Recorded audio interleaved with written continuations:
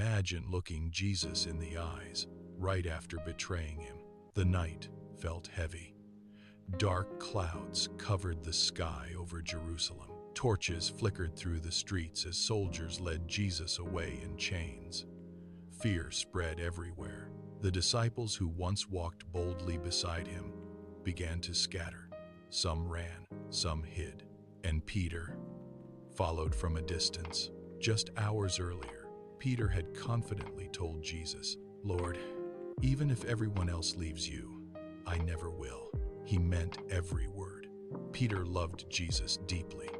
He believed he was ready to fight for him, even die for him. But Jesus looked at Peter calmly and said, "Before the rooster crows tonight, you will deny me 3 times." Peter shook his head immediately. Impossible. Not him, not Peter. But now, everything was changing. Jesus had been arrested. The crowd was angry.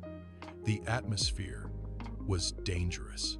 Peter quietly entered the courtyard where Jesus was being questioned. People stood around a fire trying to stay warm. Peter joined them, hoping nobody would notice him. But then, a servant girl looked carefully at him. Her eyes narrowed. "You were with Jesus." Peter's heart started pounding. Fear rushed through him. If they arrested Jesus, what would they do to his followers? Quickly, Peter answered, "No, I don't know him." The conversation moved on.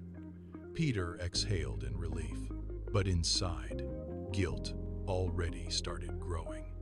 A little later, another person stared at him. "You are one of his disciples." Again, fear took over. Peter denied it even harder. "No, I'm not." The fire crackled in the silence. Peter tried to avoid eye contact, tried to disappear into the crowd. But about an hour later, someone else spoke up. This man was definitely with Jesus. Others began agreeing. "Yes, we recognize him." Panic flooded Peter completely, and this time, Peter shouted, "I don't know him." The words echoed through the courtyard, and immediately, a rooster crowed in the distance. Everything froze. Peter's breathing stopped. Then, slowly, Jesus turned and looked directly at him, not with anger, not with hate, but with heartbreak and love. In that moment, Peter remembered every word Jesus had spoken earlier that night. The realization crushed him. The disciple who promised loyalty had failed. Peter stumbled out into the darkness and began to weep bitterly. The shame felt unbearable, the regret overwhelming. How could he fail the one he loved most? But this was not the end of Peter's story. After the resurrection, Jesus met Peter again, not to destroy him, not to shame him, but to restore him.